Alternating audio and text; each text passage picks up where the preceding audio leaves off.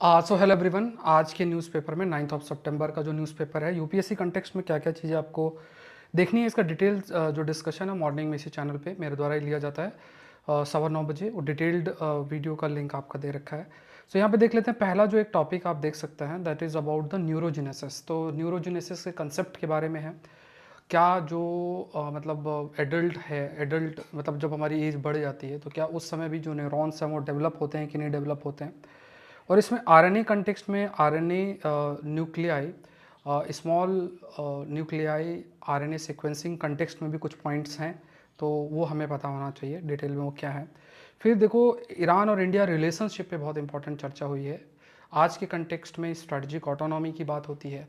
साथ में ये देखा जाता है कि क्या जो देश हैं आज के टाइम पे, जैसे पोलराइजेशन बहुत अधिक हो गया, तो कौन देश किसकी तरफ है, या कौन सा देश अपना इंडिपेंडेंस मेंटेन करके रखता है, अपने नेशनल इंटरेस्ट को कैसे मेंटेन करके रखता है। तो ईरान ने और इंडिया के बीच में जो सिविलाइजेशनल लिंक है और जो पॉसिबिलिटी है इंगेजमेंट की, उस पर चर्चा की गई है।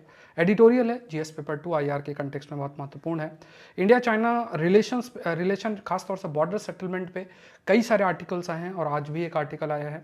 और उसमें भी क्या प्रयास पहले हुए हैं, अभी क्या प्रयास हो रहा है, क्या पहले नुकसान हुआ है। जैसे अक्साई चीन के कंटेक्स्ट में चाइना ने कहा था कि अक्साई चीन और तवांग के एक तरीके से एग्रीमेंट एक रीच किया गया था, फिर सडनली कुछ पॉइंट्स पे एग्री करके चाइना ने मतलब विड्रॉ कर लिया था कि नहीं, हमें तवांग ही चाहिए।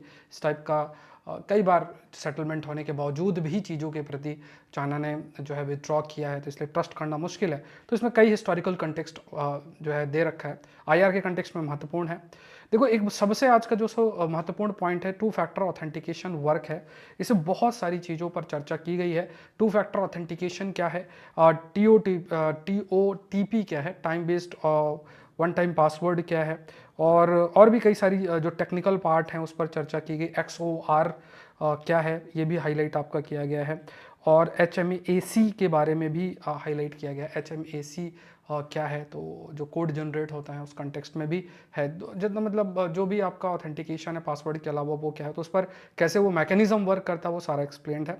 फिर आपका एल्को बेव मतलब अल्कोहल और बेवरेज सेक्टर के ऊपर है। रेड सी के अंदर जो इंडियन नेटवर्क टू यूरोप की बात करें तो वहाँ काफ़ी सारे जो चैलेंजेस आ रहे हैं, जो इंटरनेट वायर है समुद्र के नीचे उसमें कट है, इससे लेटेंसी देखने को मिल रही है।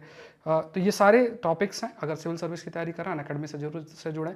लिंक आपका दिया हुआ है ऊपर, जो इमेज है इसमें, इसके माध्यम से जो बेस्ट ऑफर है वो आप अवेल कर सकते हैं। Use the code SPLIVE। Thank you everyone, thank you.